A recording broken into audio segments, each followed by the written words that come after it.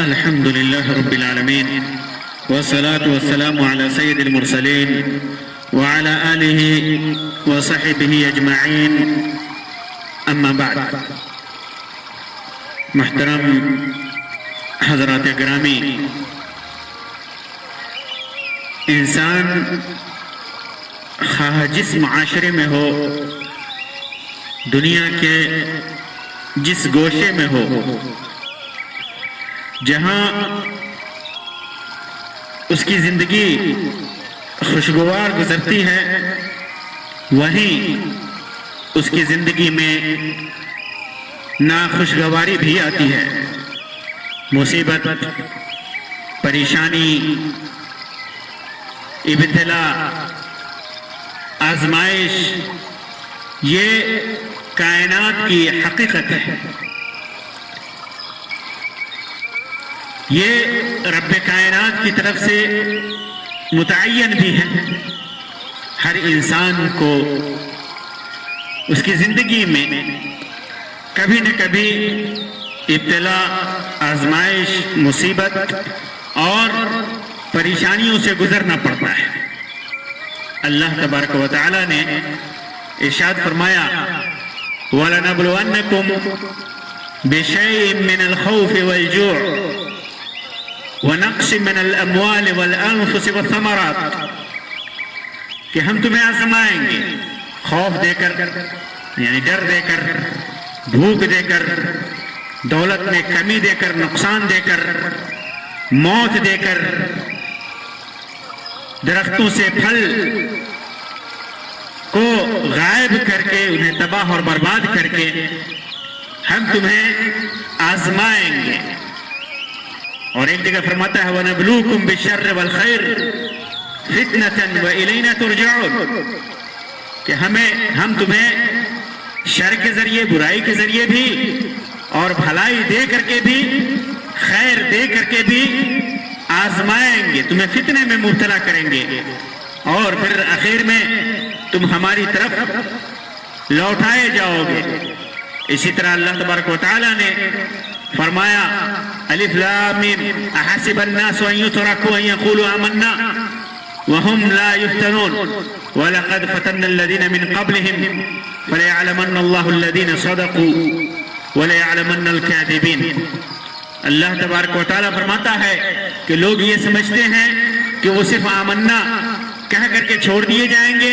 انہیں آزمایا نہیں جائے گا. ان سے پہلے بھی ہم نے لوگوں کو آزمایا ہے، اور آزمائش کی وجہ بھی اللہ تبارک و تعالیٰ نے بتائی کہ ہم یہ جاننا چاہتے ہیں کہ کون سچا ہے، کون جھوٹا ہے. اللہ کے رسول صلی اللہ علیہ وسلم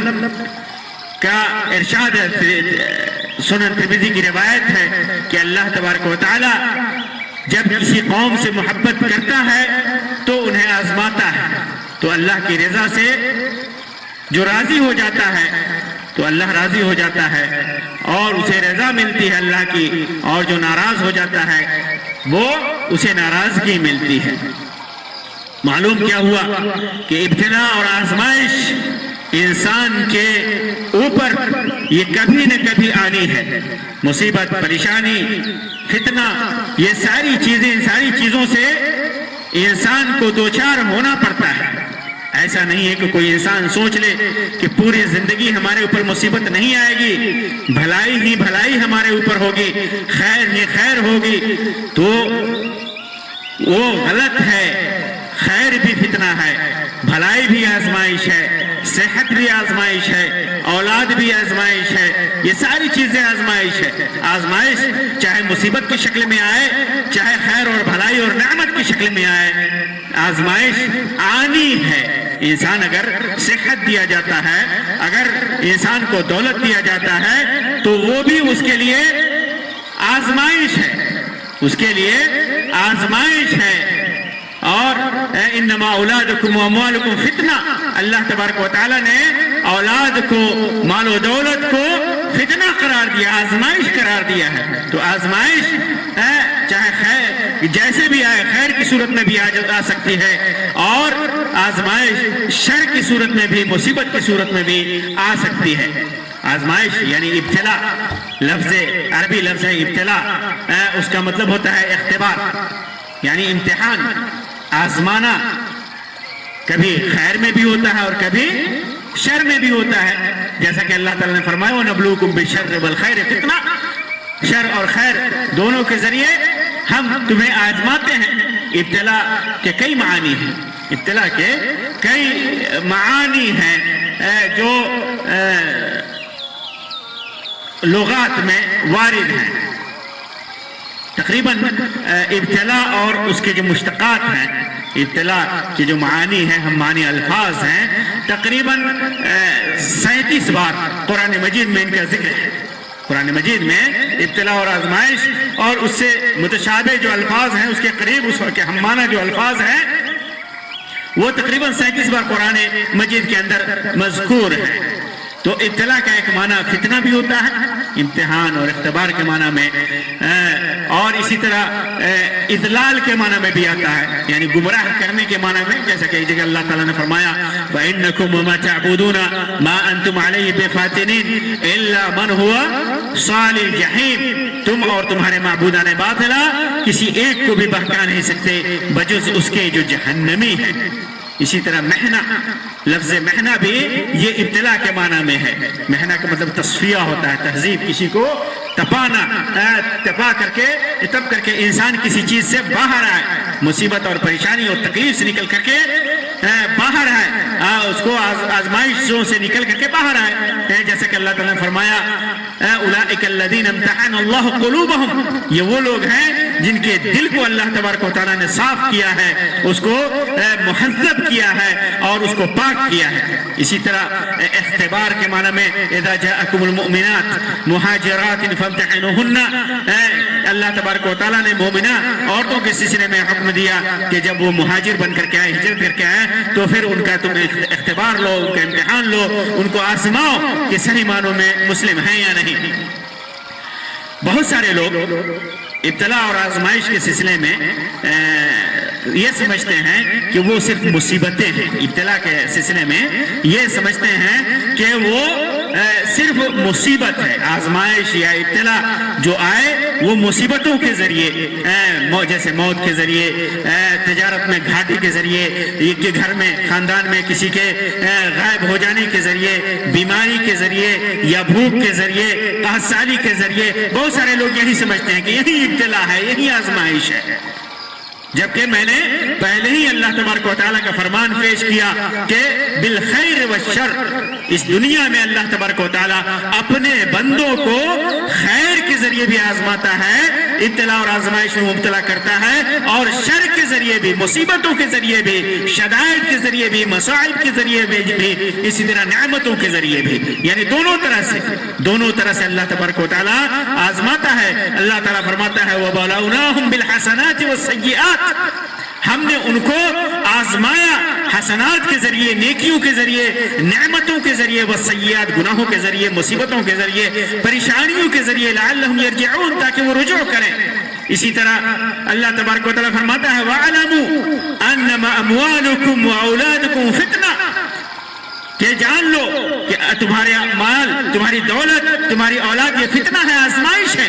وَأَنَّ اللَّهَ عِنْدَهُ أَجْرٌ عَظِيمٌ، اور یہ بھی جان لو کہ اللہ تبارک و تعالیٰ کے نزدیک ہی بہت بڑا اجر ہے۔ تو یہ نعمت،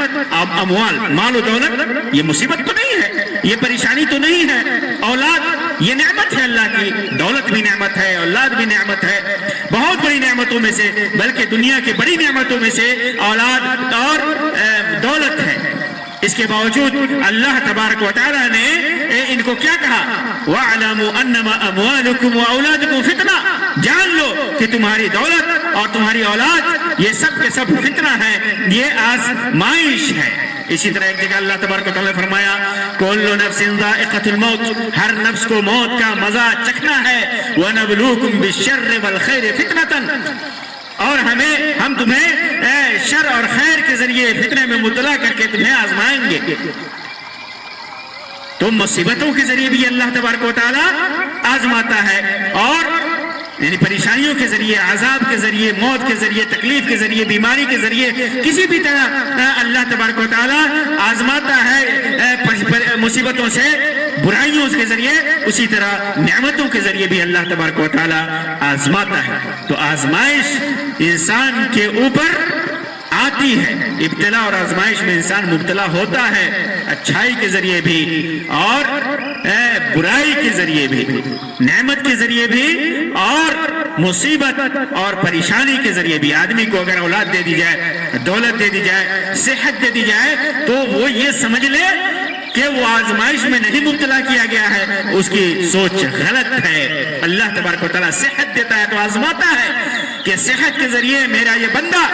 میری عبادت کرتا ہے کہ نہیں، فرائض کو ادا کرتا ہے کہ نہیں، اپنی واجبات کو ادا کرتا ہے یا نہیں۔ نعمت دیتا ہے دولت، تو اللہ تبارک و تعالیٰ آزماتا ہے کہ اس نعمت کو، اس دولت کو یہ انسان کہاں خرچ کرتا ہے، کیسے اس دولت کو حاصل کرتا ہے، حلال ذریعے سے حاصل کر رہا ہے یا حرام ذریعے سے حاصل کر رہا ہے، حلال طریقے سے کما رہا ہے، محنت کر کے اور کوشش کر کے، یا حرام ذریعے سے، سود پر، جوئے کے ذریعے، یا لوگوں کو دھوکہ دے کر کے، ظلم اور تعدی اور سرکشی کر کے اس دولت کو حاصل کر رہا ہے، اور حاصل کر لیا تو اسے کہاں خرچ کر رہا ہے۔ حلال ذریعے سے حاصل کیا، حلال طریقے سے حاصل کیا، محنت کر کے حاصل کیا، اللہ نے اس کے اوپر اپنی نعمتیں نچھاور کر دی، تو پھر اس نعمت کو کہاں خرچ کر رہا ہے؟ اپنی ذات کے اوپر حلال ذریعے سے خرچ کر رہا ہے، اپنی اولاد کے اوپر حلال طریقے سے خرچ کر رہا ہے، اپنے اولاد کی تربیت میں خرچ کر رہا ہے، غریبوں کی اور مصیبت زدہ اور پریشان حال لوگوں کی مدد کر کے خرچ کر رہا ہے، اللہ کی رضا اور خوشنودی کے لیے خرچ کر رہا ہے، یا حرام ذریعے میں اسراف و تبذیر کر کے، یا حرام چیزیں خرید کر، یا حرام چیزیں استعمال کرنے میں ان پیسوں کو، اس دولت کو خرچ کر رہا ہے، لوگوں کو بگاڑنے میں خرچ کر رہا ہے، معاشرے کو تباہ و برباد کرنے میں خرچ کر رہا ہے، لوگوں کو قتل و غارت گری اور ظلم و تعدی میں مبتلا کرنے کے لیے خرچ کر رہا ہے۔ کہاں خرچ کر رہا ہے؟ تو اللہ تبارک و تعالیٰ آزماتا ہے۔ پھر اللہ کی آزمائش میں جو سیدھے راستے پہ چلتا ہے، حلال طریقے پر چلتا ہے، جائز طریقے پہ چلتا ہے، اللہ کی رضا اور خوشنودی کے لیے چلتا ہے، وہ اپنے اس امتحان میں، اس ابتلا آزمائش میں پاس ہو جاتا ہے۔ لیکن اگر اسے برائی میں خرچ کر رہا ہے، برائی میں خرچ کر رہا ہے، لوگوں کو تباہ و برباد کرنے کے لیے خرچ کر رہا ہے، حرام کاموں میں خرچ کر رہا ہے، تو سمجھ لیجئے کہ یہ اپنے امتحان میں، اختبار میں فیل ہے، اپنے عمل میں فیل ہے۔ اللہ تبارک و تعالیٰ نے اس کو جو آزمائش دی ہے، اس میں وہ نامراد ہے، ناکام ہے۔ اولاد کی نعمت دی اللہ تبارک و تعالیٰ نے، اولاد کی نعمت دی، اس نعمت کو اللہ تبارک و تعالیٰ دے کر کے آزماتا ہے کہ اپنے اس اولاد کو یہ انسان کیسا بناتا ہے، کیسے اخلاق انہیں دیتا ہے، کیسی تربیت دیتا ہے، کیسی تعلیم دیتا ہے، انہیں پڑھا لکھا کر کے اللہ کا نیک بندہ بناتا ہے، اچھے اخلاق و اطوار دے کر کے اچھا اور سچا دیندار بناتا ہے، یا انہیں چور بناتا ہے، ڈاکو بناتا ہے، بددین بناتا ہے، یا انہیں ویسے ہی چھوڑ دیتا ہے کہ وہ دنیا میں جائیں چاہے جیسے بنے۔ اگر انسان اپنے اولاد کی صحیح تربیت کرتا ہے، انہیں دیندار بناتا ہے، تو اپنی آزمائش میں وہ کامیاب ہے، اور اگر انہیں برا بناتا ہے، وہ یا برا بننے کے لیے چھوڑ دیتا ہے، تو پھر سمجھ لیجئے کہ وہ ناکام ہے، نامراد ہے۔ اللہ نے اس کو آزمایا ہے، اور یہ اپنی آزمائش میں فیل ہے، اپنی آزمائش میں فیل ہے۔ تو اللہ تبارک و تعالیٰ جو آزماتا ہے، آزمائش میں مبتلا کرتا ہے، وہ دونوں طرح کی آزمائش ہے۔ یہاں پر میں آپ کے سامنے ابتلا اور آزمائش کے کچھ فائدے اگر بیان کروں، اگر انسان ابتلا اور آزمائش میں نامراد ہو جاتا ہے، ناکامیاب ہو جاتا ہے، کامیاب نہیں ہوتا، فیل ہو جاتا ہے ابتلا اور آزمائش میں، تو اس کے لیے تو خسارہ ہی خسارہ ہے، نقصان ہی نقصان ہے، گھاٹا ہی گھاٹا ہے۔ کوئی آدمی کہتا ہے کہ میں ایمان لایا، سچا مومن ہوں، لیکن وہ جھوٹا ہے۔ اللہ تبارک و تعالیٰ نے اس سچے مومن کے لیے کچھ واجبات، کچھ فرائض رکھے ہیں، اس سچے مومن کے لیے کچھ طریقے رکھے ہیں، راستے رکھے ہیں، دین رکھا ہے، قرآن و سنت رکھا ہے، عبادتیں رکھی ہیں۔ انسان اس پر چل کر کے کامیاب ہوتا ہے تو اس کے بہت سارے فائدے ہیں، لیکن وہ زبان سے کہتا ہے کہ میں مومن ہوں، لیکن ان پر عمل کر کے وہ ناکامیاب ہوتا ہے، نامراد ہوتا ہے، تو وہ گھاٹا ہی گھاٹا میں ہے، خسارہ ہی خسارہ میں ہے، نقصان ہی نقصان اٹھانے والا ہے۔ قیامت کے دن اللہ تبارک و تعالیٰ اسی وجہ سے کہہ رہا ہے کہ وَإِلَيْنَا تُرْجَعُونَ، میری طرف لوٹائے جاؤ گے، میری طرف لوٹائے جاؤ گے، اور پھر اللہ تبارک و تعالیٰ پورا کا پورا حساب لے گا، پورا کا پورا حساب لے گا اس کا۔ تو یہ ایسے لوگوں کے سلسلے میں جو گھاٹا ہی گھاٹا ہے، جو ابتلا اور آزمائش میں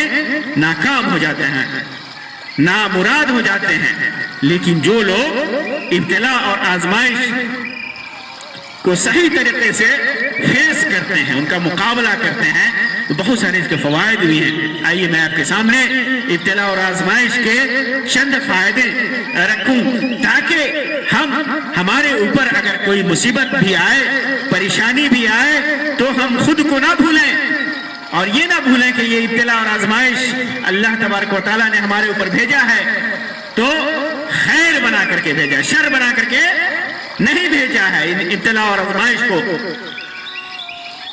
ابتلا اور آزمائش سے گناہ مٹتے ہیں، برائیاں جو انسان دانستگی میں، نادانستگی میں، جانتے بوجھتے انجانے میں جو بھی گناہ کر بیٹھتا ہے، ان گناہوں کو اللہ تبارک و تعالیٰ ابتلا اور آزمائش کے ذریعے ختم کرتا ہے۔ جیسا کہ ابو ہریرہ رضی اللہ تعالیٰ عنہ کی روایت ہے، امام ترمذی نے اس کو روایت کیا ہے اور علماء نے اس کو صحیح قرار دیا ہے، علامہ البانی وغیرہ نے سلسلہ صحیحہ کے اندر ذکر کیا ہے۔ فرماتے ہیں کہ ما یزال، اللہ کے رسول صلی اللہ علیہ وسلم نے ارشاد فرمایا، ما یزال البلاء بالمؤمن والمؤمن في نفسه وولده وماله حتى يلقى الله وما عليه خطيئة۔ مومن مرد اور مومن عورت کے اوپر مصیبت آتی رہتی ہے، ابتلا اور آزمائش، بلائیں آتی رہتی ہیں، ابتلا اور آزمائش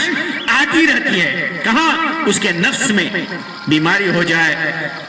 یا کوئی چیز ہو جائے، وَوَلَدِهِ، اس کی اولاد میں اولاد مر جائے، اولاد پیدا نہ ہو، وَمَالِهِ، اس کی دولت میں گھاٹا ہو جائے، خسارہ ہو جائے، نقصان ہو جائے، چوری ہو جائے، ڈکیتی ہو جائے، اس کے نفس میں، اس کی دولت میں، اس کی آل و اولاد میں مصیبتیں آتی رہتی ہیں۔ مومن بندہ اور مومنہ عورت،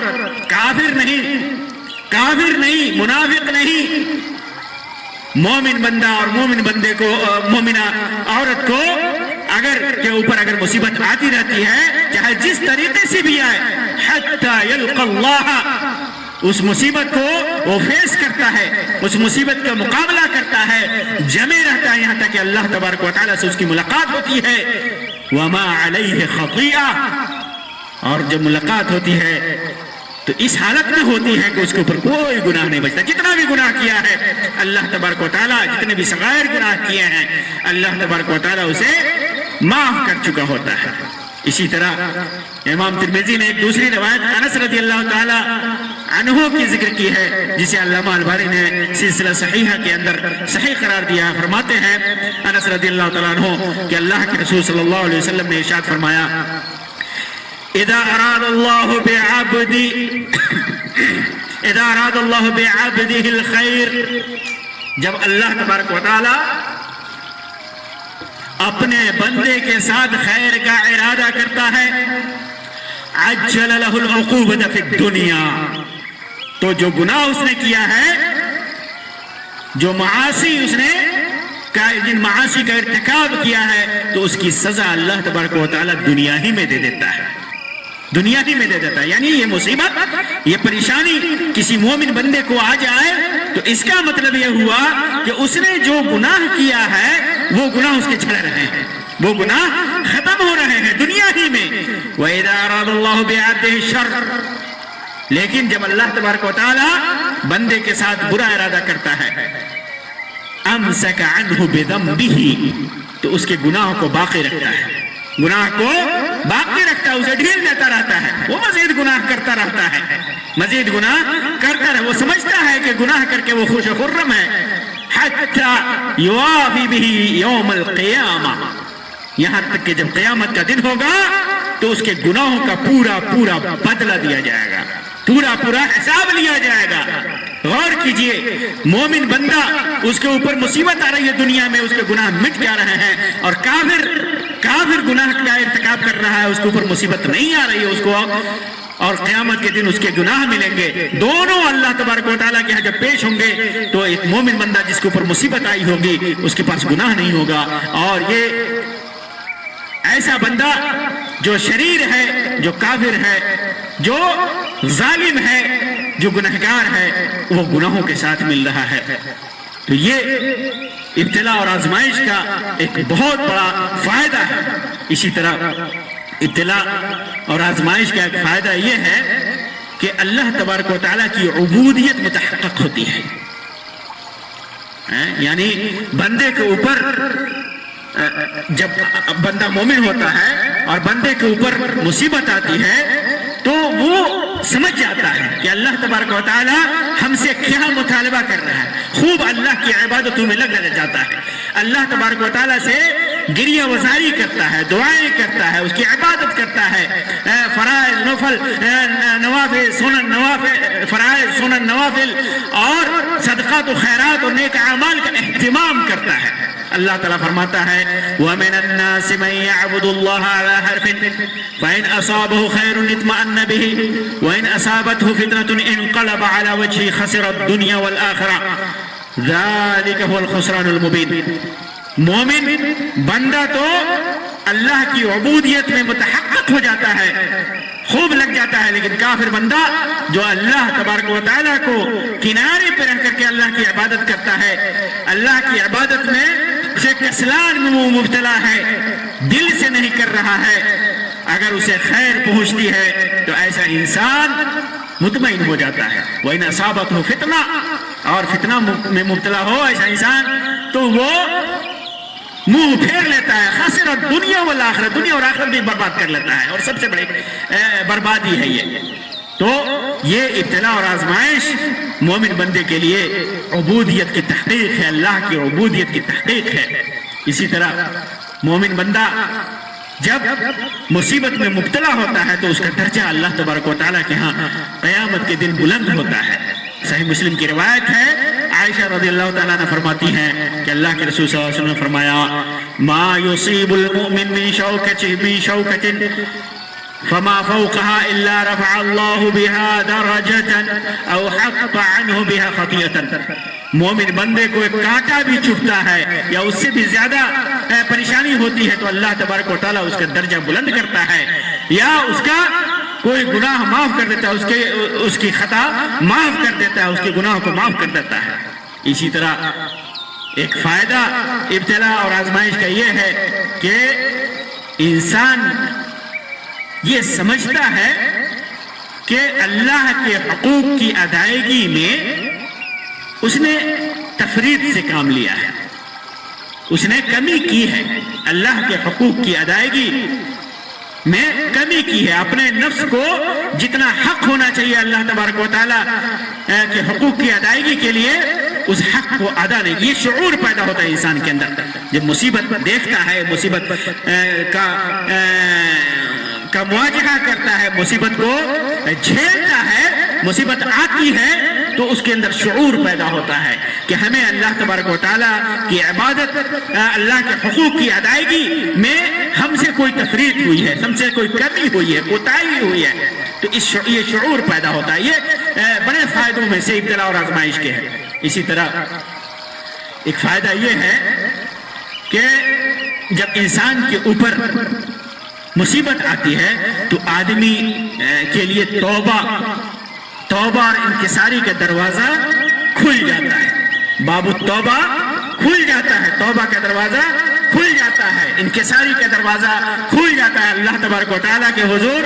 توبہ کرتا ہے، انکساری سے کام لیتا ہے، ذلت کا اظہار کرتا ہے۔ یعنی انسان جب ابتلا جو ہے مصیبت انسان کو اپنے گناہوں کو یاد کرنے کا موقع فراہم کرتا ہے،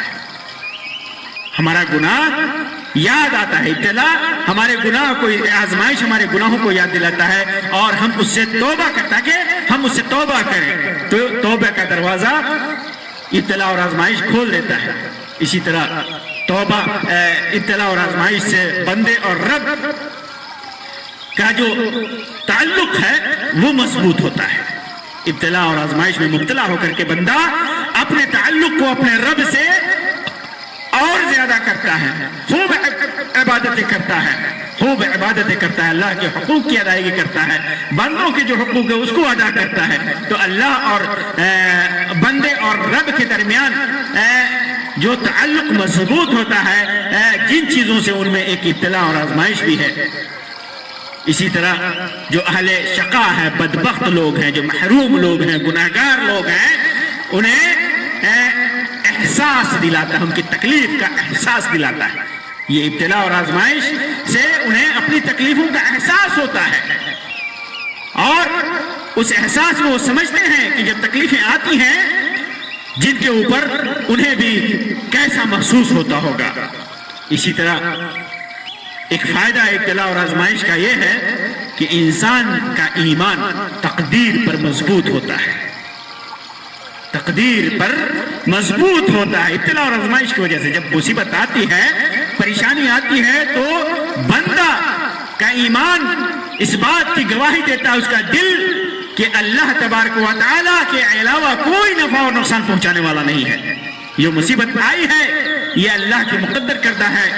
اللہ تبارک و تعالیٰ نے تقدیر میں اسے لکھ رکھا ہے،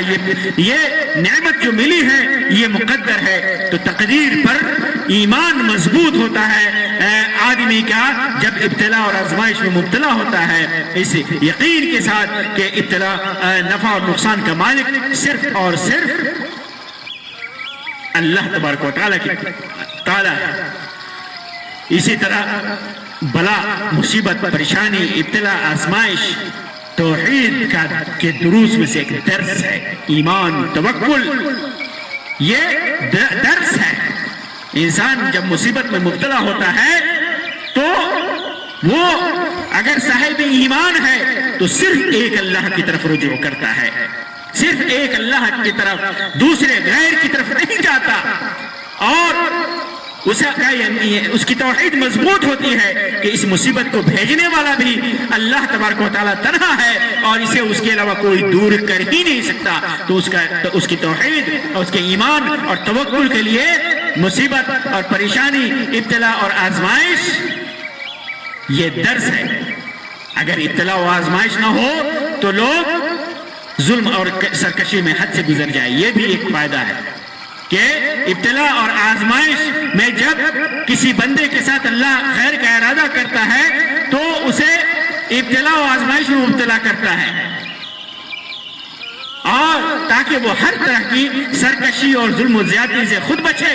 اور معاشرہ بھی اس کے شر سے محفوظ رہے۔ تو گویا یہ آزمائشیں معاشرہ اور افراد کے لیے بہترین علاج اور شفا ہے،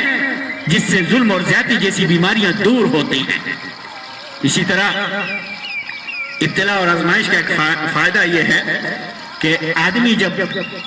خوش خرم ہوتا ہے، نعمتوں میں ہوتا ہے، اس کے اوپر کوئی پریشانی نہیں ہے، تو بہت سارے لوگ دوستی، رشتہ داری اور قرابت داری کا دعویٰ کرتے ہیں، اور خوب آتے ہیں، خوب موج اڑاتے ہیں، مستیاں کرتے ہیں،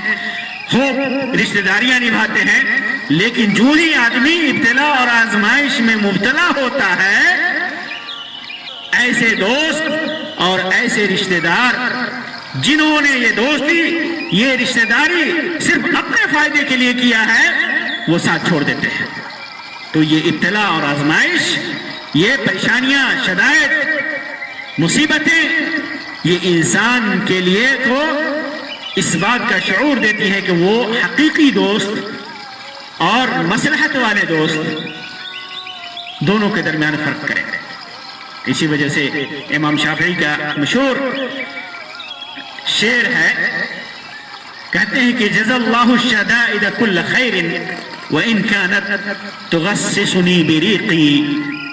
وما شكري لها حمدا ولكن عرفت بها عدوي من صديقي۔ کہ اللہ تبارک و تعالی مصیبتوں کو، شدائد کو، تکلیفوں کو اللہ تبارک و تعالی جزائے خیر عطا فرمائے، جزائے خیر عطا فرمائے۔ اگرچہ ہماری زندگی اس سے پریشانی میں مبتلا ہو گئی ہو، یعنی میرے حلق میں تھوک اٹک جائے اس کے ذریعے بھی، اور میں ان شدائد کو، ان پریشانیوں کو کا شکریہ صرف ان کی تعریف کرنے کے لیے نہیں کر رہا ہوں، ولیکن عرفت بها عدوی من صدیقی، بلکہ ان مصیبتوں کے ذریعے میں نے پہچان لیا ہے کہ کون میرا دوست ہے اور کون میرا دشمن ہے، کون حقیقی دوست ہے، کون جھوٹا دوست ہے۔ تو یہ ابتلا اور آزمائش کے ذریعے انسان سچے رشتہ دار اور سچے دوستوں کو بھی پہچانتا ہے۔ اسی طرح دنیا کی حقیقت ابتلا اور آزمائش سے سامنے ہو کر کے، ظاہر ہو کر کے سامنے آتی ہے کہ دنیا کی حقیقت کیا ہے، دنیا کی حقیقت کیا ہے، دنیا کی رنگینیوں کی حقیقت کیا ہے، دنیا کی آسائشوں کی حقیقت کیا ہے۔ یہ سب دھوکے کی چیز ہیں، کب ہیں کب ختم ہو جائیں کوئی نہیں بتا سکتا، کبھی بھی ختم ہو سکتی ہے دنیا اور دنیا کی حقیقتیں، دنیا کی زینتیں، دنیا کے عیش و آرام، یہ کبھی بھی ختم ہو سکتے ہیں، کبھی بھی ختم ہو سکتے ہیں۔ تو یہ دنیا کی حقیقت کو یہ ابتلا اور آزمائش واضح کرتی ہیں۔ اسی طرح ابتلا اور آزمائش ہمیں اس بات کی یاد دلاتے ہیں کہ اللہ تبارک و تعالیٰ نے جو صحت اور عافیت دے رکھی ہے یہ کتنی بڑی نعمت ہے۔ اللہ کی ان نعمتوں کی قدر انسان کے دل میں پیدا ہوتی ہے، یہ قدر انسان کے دل میں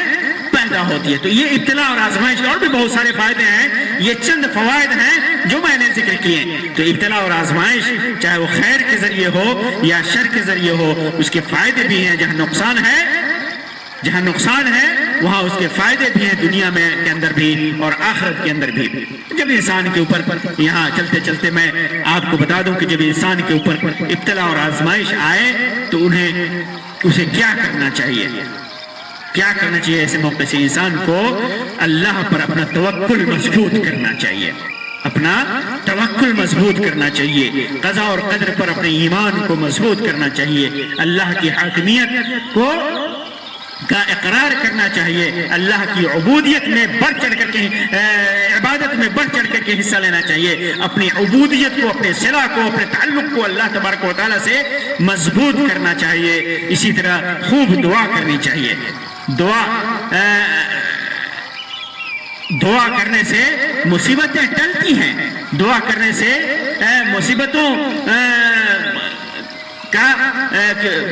مصیبتیں گناہوں کے لیے کفارہ بنتی ہیں۔ اللہ تبارک و تعالیٰ دعاؤں کی وجہ سے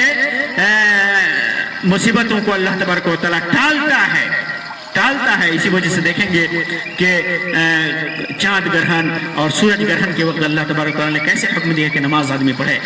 دعائیں کرے، استغفار کرے۔ آندھی اور طوفان کے وقت خود اللہ کے رسول صلی اللہ علیہ وسلم استغفار کرتے تھے۔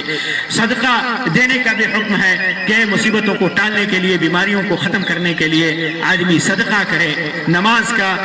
زیادہ سے زیادہ اہتمام کرے، اہتمام کرے۔ حذیفہ ابن الیمان رضی اللہ تعالیٰ عنہ کی روایت ہے سنن ابو داؤد کے اندر، اور اسی طرح ایک روایت مسند احمد کے اندر بھی ہے، اللہ کے رسول صلی اللہ علیہ وسلم کو جب کوئی معاملہ پیش آتا، جو پریشانی ہوتی، تو اللہ کے رسول صلی اللہ علیہ وسلم نماز پڑھتے تھے۔ روایت حسن ہے، علامہ البانی نے صحیح سنن ابی داؤد کے اندر اسے حسن قرار دیا ہے۔ اسی طرح زیادہ سے زیادہ ذکر و اذکار کرنا چاہیے، قرآن مجید کی تلاوت کرنی چاہیے۔ صبح دعائے ماثور جو ہے خاص طور سے اسے پڑھنی چاہیے۔ قرآن مجید کی تلاوت کے ساتھ، قرآن مجید تو معلوم ہے کہ اللہ تبارک و تعالیٰ نے قرآن مجید کو شفا بنایا ہے، وَنُنَزِّلُ مِنَ الْقُرْآنِ مَا هُوَ شِفَاءٌ، اور رحمت بنایا، وَرَحْمَةٌ لِلْمُؤْمِنِينَ، مومنین کے لیے ہم نے رحمت بنایا ہے۔ تو قرآن مجید کی تلاوت کریں زیادہ سے زیادہ، اور دعائیں ماثورہ جو ہے ان کا اہتمام کریں۔ اللہ تبارک و تعالیٰ فرماتا ہے وَبَشِّرِ الصَّابِرِينَ الَّذِينَ إِذَا أَصَابَتْهُم مُّصِيبَةٌ قَالُوا إِنَّا لِلَّهِ وَإِنَّا إِلَيْهِ راجعون۔ آپ خوشخبری سنا دیجئے صبر کرنے والوں کو، جن کو جب مصیبت پہنچتی ہے تو کہتے ہیں کہ ہم اللہ کے لیے ہیں، اللہ کی طرف رجوع کرنے والے ہیں، اللہ تبارک و تعالیٰ کی طرف لوٹنے والے ہیں۔ تو اللہ تبارک دعائیں معصورہ پڑھیں، اللہ تبارک و تعالیٰ کی طرف رجوع کریں، اللہ کو یاد کریں، زیادہ سے زیادہ اللہ سے اپنا تعلق بحال کریں۔ اور جیسا کہ صبح و شام کی دعاؤں میں ہے کہ انسان بعض دعائیں پڑھ لیتا ہے تو دن بھر اللہ تبارک و تعالیٰ کی حفاظت میں رہتا ہے، سوتے وقت آیت الکرسی پڑھ لیتا ہے تو رات بھر فرشتے اس کی حفاظت کرتے ہیں. تو یہ دعائیں بھی مصیبتوں کو ٹالتی ہیں، پریشانیوں کو ٹالتی ہیں. تو جو بھی نیک اعمال ہیں، اور سب سے بڑی بات ہے کہ انسان صبر کرے. مصیبتوں کے اوپر اگر آ جائیں، مصیبتوں کو ٹالنے کے لیے دعائیں کریں، نیکیاں کریں، اور اگر مصیبتیں آ جائیں تو صبر کرے. صبر کرے اس یقین کے ساتھ، اس اعتماد کے ساتھ کہ ان مصیبتوں کے ذریعے ہمارے گناہ مٹ رہے ہیں. اللہ تبارک و تعالیٰ سے دعا ہے کہ اللہ تبارک و تعالیٰ ہمیں ہر قسم کی ابتلا اور آزمائش سے بچائے، اور اللہ تبارک و تعالیٰ نے جو بھی خیر یا شر، ابتلا اور آزمائش کے ذریعے ہمارے اوپر مبتلا کیا ہو، اللہ تبارک و تعالیٰ ہمیں اپنے حفظ و امان میں رکھے اور اس آزمائش میں پوری طریقے سے کامیاب ہونے کی توفیق عطا فرمائے. اللہ تبارک و تعالیٰ ہمارے گناہوں کو معاف فرمائے، ہر قسم کی بلاؤں کو ٹال دے. آمین یا رب العالمین. وآخر دعوانا ان الحمد للہ رب العالمین وصلی اللہ علی خیر خلقہ وسلم. والسلام علیکم ورحمۃ اللہ وبرکاتہ.